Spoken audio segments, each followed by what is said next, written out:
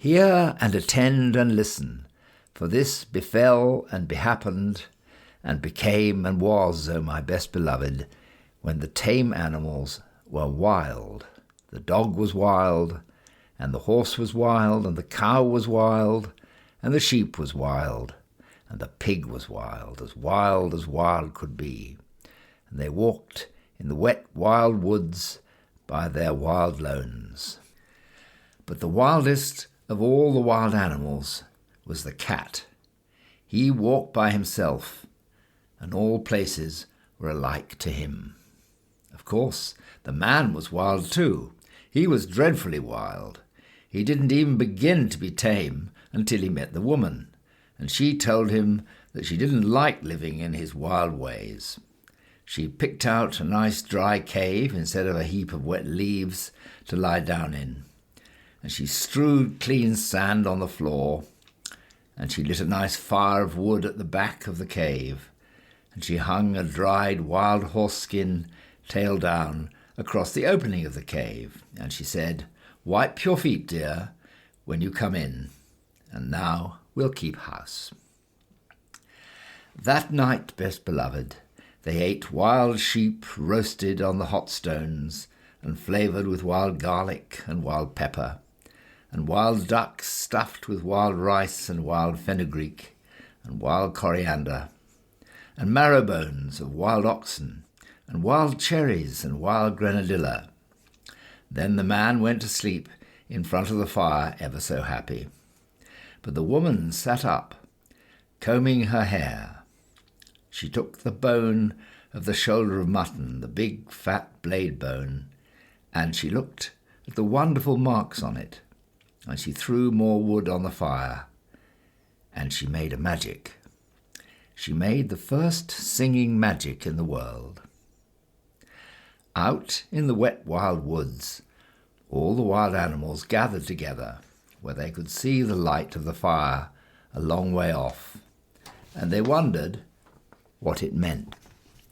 Then Wild Horse stamped with his wild foot and said, "O my friends and O my enemies, why have the man and the woman made that great light in that great cave? And what harm will it do us?" Wild Dog lifted up his wild nose and smelled the smell of roast mutton and said, "I will go up and see and look and say, for I think it is good. Cat, come with me." "Nenny," said the cat, "I am the cat who walks by himself, and all places are alike to me. I will not come." "Then we can never be friends again," said Wild Dog, and he trotted off to the cave. But when he had gone a little way, the cat said to himself, "All places are alike to me. Why should I not go too, and see and look and come away at my own liking?"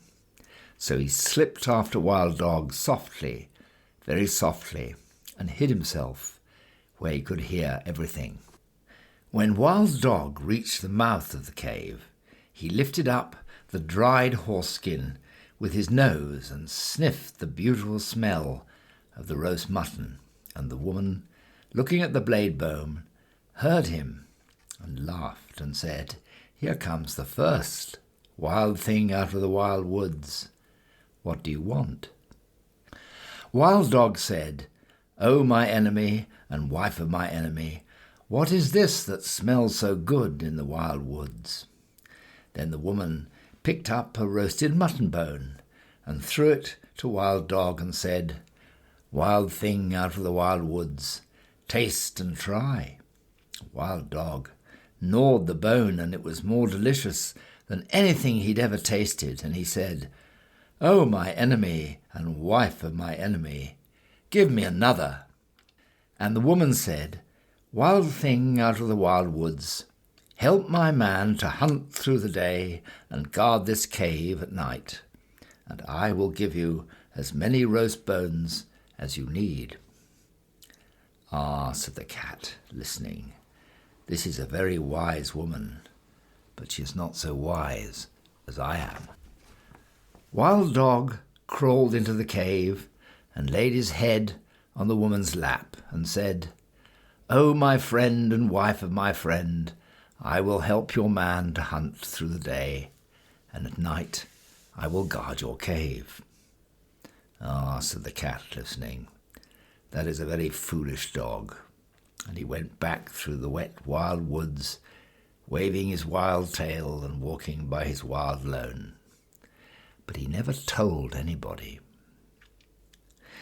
When the man waked up, he said, "What is Wild Dog doing here?"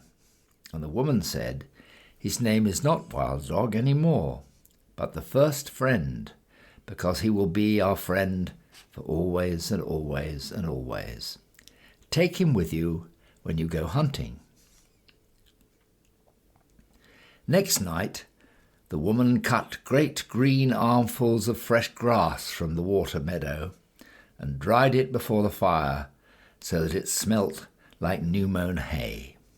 And she sat at the mouth of the cave and plaited a halter out of horsehide. And she looked at the shoulder of mutton bone, the big broad blade bone, and she made a magic. She made the second singing magic in the world. Out in the wild woods, all the wild animals wondered what had happened to Wild Dog, and at last Wild Horse stamped with his foot and said, "I will go and see and say why Wild Dog has not returned. Cat, come with me." "Ninny," said the cat, "I am the cat who walks by himself, and all places that are alike to me I will not come." But all the same, he followed Wild Horse softly, very softly, and hid himself where he could see everything. And when the woman heard Wild Horse tripping and stumbling on his long mane, she laughed and said, "Here comes the second. Wild thing out of the wild woods, what do you want?" Wild Horse said, "O my enemy and wife of my enemy, where is Wild Dog?" The woman laughed and picked up the blade bone and looked at it and said, "Wild thing out of the wild woods, you did not come here for Wild Dog, but for the sake of this good grass." And Wild Horse, tripping and stumbling on his long mane, said, "That is true. Give it to me to eat." And the woman said, "Wild thing out of the wild woods, bend your wild head and wear what I give you, and you shall eat the wonderful grass 3 times a day." "Ah," said the cat, listening, "this is a clever woman, but she's not as clever as I am." Wild Horse bent his wild head, and the woman slipped the plaited hide halter over it, and Wild Horse breathed on the woman's feet and said, "O my mistress and wife of my master, I will be your servant for the sake of the wonderful grass." "Ah," said the cat, listening, "that is a very foolish horse." And he went back through the wet wild woods, waving his wild tail and walking by his wild lone. But he never told anybody. When the man and the dog came back from hunting, the man said, "What is Wild Horse doing here?" And the woman said, "His name is not Wild Horse any more, but the first servant, because he will carry us from place to place for always and always and always. Ride on his back when you go hunting." Next day, holding her wild head high, that her wild horns should not catch in the wild trees, Wild Cow came up to the cave, and the cat followed and hid himself, just the same as he had before, and everything happened just the same as before, and the cat said the same things as before.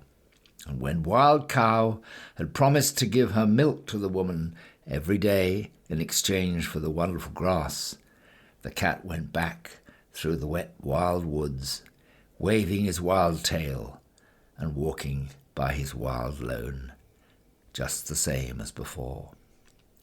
But he never told anybody. And when the man and the horse and the dog came home from hunting and asked the same questions, same as before, the woman said, "Her name is not Wild Cow any more, but the giver of good food.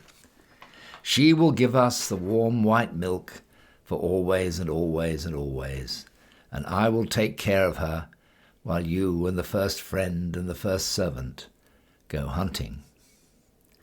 Next day, the cat went to see if any other wild things would go up to the cave, but no one moved in the wet wild woods. So the cat walked there by himself, and he saw the woman milking the cow, and he saw the light of the fire in the cave, and he smelled the smell of the warm white milk. Cat said, "Oh, my enemy and wife of my enemy, where did Wild Cow go?" The woman laughed and said, "Wild thing out of the wild woods, go back to the woods again, for I have braided up my hair, and I have put away the magic blade bone, and we have no more need of either friends or servants in our cave." Cat said, "I am not a friend, and I am not a servant. I am the cat who walks by himself, and I wish to come into your cave." And the woman said, "Why did you not come with first friend on the first night?" Cat grew very angry and said, "Has Wild Dog told tales of me?" And the woman laughed and said, "You are the cat who walks by himself, and all places are alike to you. You are neither a friend nor a servant. You have said it yourself. Go away and walk by yourself in all places alike." Then the cat pretended to be sorry and said, "Must I never come into the cave? Must I never sit by the warm fire? Must I never drink the warm white milk? You are very wise and very beautiful. You should not be cruel even to a cat." Woman said, "I knew that I was wise, but I did not know that I was beautiful, so I will make a bargain with you. If ever I say one word in your praise, you may come into the cave." "And if you say 2 words in my praise," said the cat. "I never shall," said the woman. "But if I say 2 words in your praise, you may sit by the fire in the cave." "And if you say 3 words," said the cat. "I never shall," said the woman. "But if I say 3 words in your praise, you may drink the warm white milk 3 times a day, for always and always and always." And then the cat arched his back and said, "Now let the curtain at the mouth of the cave, and the fire at the back of the cave, and the milk pots that stand beside the fire remember what my enemy and the wife of my enemy has said." And he went away through the wet, wild woods, waving his wild tail and walking by his wild lone. That night, when the man and the dog and the horse came home from hunting, the woman didn't tell them of the bargain that she'd made with the cat, because she was afraid that they might not like it. Cat went far and far away and hid himself in the wet, wild woods by his wild lone for a long time, till the woman forgot all about him. Only the bat, the little upside-down bat that hung inside the cave, knew where Cat hid. And every evening Bat would fly to Cat with news of what was happening. One evening, Bat said, "There is a baby in the cave. He is new and pink and fat and small, and the woman is very fond of him." "Ah," said the cat, listening, "but what is the baby fond of?" "He is fond of things that are soft and tickle," said the bat. "He is fond of warm things to hold in his arms when he goes to sleep. He is fond of being played with. He's fond of all those things. "Ah," said the cat, listening, "then my time has come." Next night, Cat walked through the wet wild woods and hid very near the cave till morning time, and man and dog and horse went hunting. The woman was busy cooking that morning, and the baby cried and interrupted. So she carried him outside the cave and gave him a handful of pebbles to play with. But still the baby cried. Then the cat put out his paddy paw and patted the baby on the cheek, and it cooed, and the cat rubbed against its fat knees and tickled it under its fat chin with his tail, and the baby laughed, and the woman heard him and smiled. Then the bat, the little upside-down bat that hung in the mouth of the cave, said, "O my hostess and wife of my host, and mother of my host's son, a wild thing from the wild woods is most beautifully playing with your baby. A blessing on that wild thing, whoever he may be," said the woman, straightening her back, "for I was a busy woman this morning, and he has done me a service." And that very minute and second, best beloved, the dried horse-skin curtain that was stretched tail down at the mouth of the cave fell down, whoosh, because it remembered the bargain she had made with the cat. And when the woman went to pick it up, lo and behold, the cat was sitting quite comfy inside the cave. "O my enemy and wife of my enemy and mother of my enemy," said the cat, "it is I, for you have spoken a word in my praise, and now I can sit within the cave for always and always and always. But still I am the cat who walks by himself, and all places are alike to me." And the woman was very angry and shut her lips tight and took up her spinning wheel and began to spin. But the baby cried because the cat had gone away, and the woman couldn't hush it, for it struggled and kicked and grew black in the face. "O my enemy and wife of my enemy and mother of my enemy," said the cat, "take a strand of the wire that you are spinning and tie it to your spinning wheel and drag it on the floor, and I will show you a magic that shall make your baby laugh as loudly as he is now crying." "I will do so," said the woman, "because I am at my wit's end, but I will not thank you for it." She tied the thread to the little clay spindle wheel and drew it across the floor, and the cat ran after it and patted it with his paws and rolled head over heels and tossed it backwards over his shoulder and chased it between his hind legs and pretended to lose it and pounced down upon it again until the baby laughed as loudly as it had been crying and scrambled after the cat and frolicked all over the cave till it grew tired and settled down to sleep with the cat in its arms. "Now," said the cat, "I will sing the baby a song that shall keep him asleep for an hour." And he began to purr, loud and low, low and loud, till the baby fell fast asleep. The woman smiled as she looked down upon the two of them and said, "That was wonderfully done. No question but you are very clever, O cat."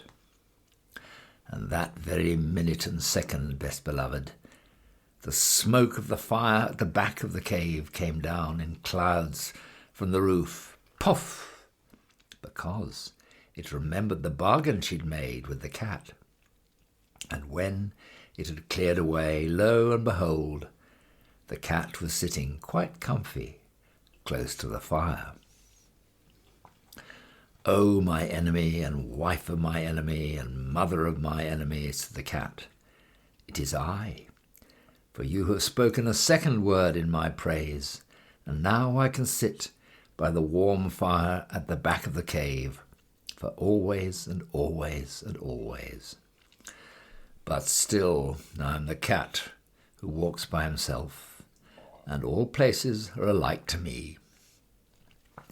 Then the woman was very, very angry, and let down her hair, and put more wood on the fire, and brought out the broad blade bone of the shoulder of mutton, and began to make a magic that should prevent her from saying a third word in praise of the cat. It was not a singing magic, best beloved, it was a still magic. And by the cave grew so still that a little wee mouse crept out of a corner and ran across the floor. "Oh, my enemy, and wife of my enemy, and mother of my enemy," said the cat, "is that little mouse part of your magic?"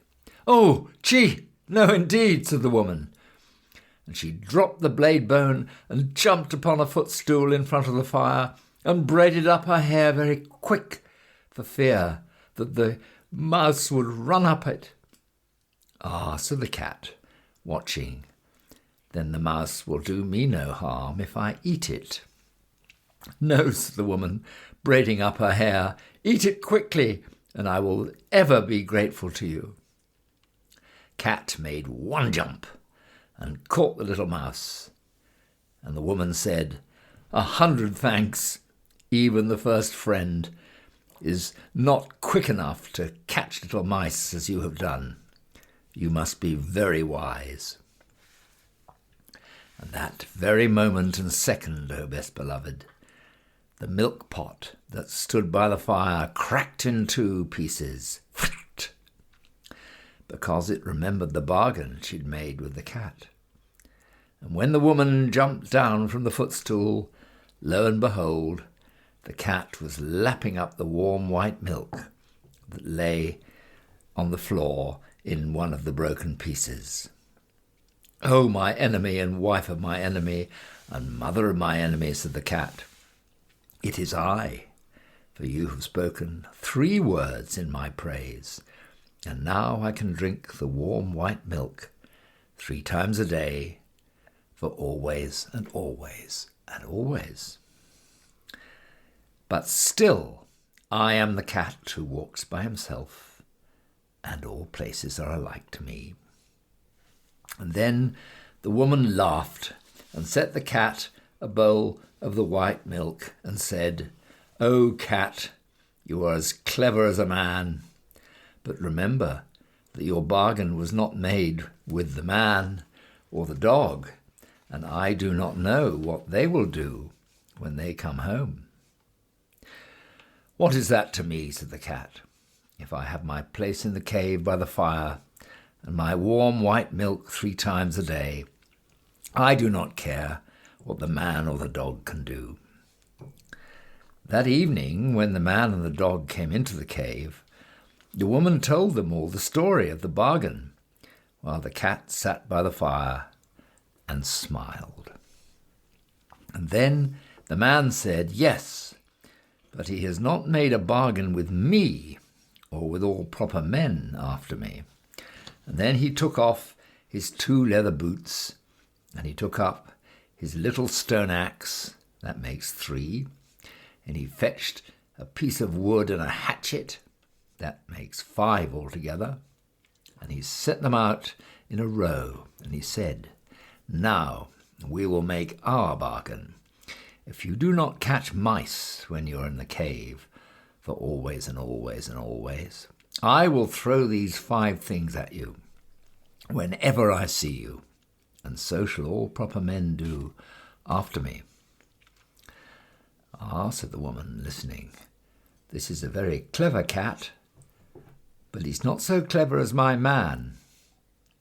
The cat counted the 5 things, and they looked very knobby, and he said, "I will catch mice when I'm in the cave, for always and always and always. But still I am the cat who walks by himself, and all places are alike to me." "Not when I am near," said the man, If you had not said that last, I would have put all these things away for always and always and always. But I am now going to throw my 2 boots and my little stone axe, that makes 3 at you, whenever I meet you, and so shall all proper men do after me. And then the dog said, "Wait a minute. He has not made a bargain with me, or with all proper dogs after me." And he showed his teeth and said, "If you are not kind to the baby while I am in the cave, for always and always and always, I will hunt you till I catch you, and when I catch you, I will bite you, and so shall all proper dogs do after me." "Ah," said the woman, listening, "this is a very clever cat, but he's not so clever as the dog." Cat counted the dog's teeth, and they looked very pointy, and he said, "I will be kind to the baby while I'm in the cave, as long as he does not pull my tail too hard, for always and always and always. But still, I am the cat that walks by himself, and all places are alike to me." "No, not when I'm near," said the dog. "If you had not said that last, I would have shut my mouth for always and always and always. But now I'm going to hunt you up a tree whenever I meet you, and so shall all proper dogs do after me." And then the man threw his 2 boots and his little stone axe, that makes 3, at the cat, and the cat ran out of the cave, and the dog chased him up the tree. And from that day to this, best beloved, 3 proper men out of 5 will always throw things at a cat whenever they meet him, and all proper dogs will chase him up a tree. But the cat keeps his side of the bargain too. He will kill mice, and he will be kind to babies when he is in the house, just as long as they do not pull his tail too hard.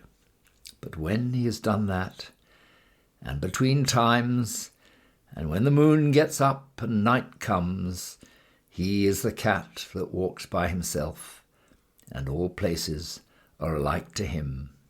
And then he goes out to the wild, wet woods, or up the wet, wild trees, or on the wet, wild roofs, waving his wild tail and walking by his wild lone.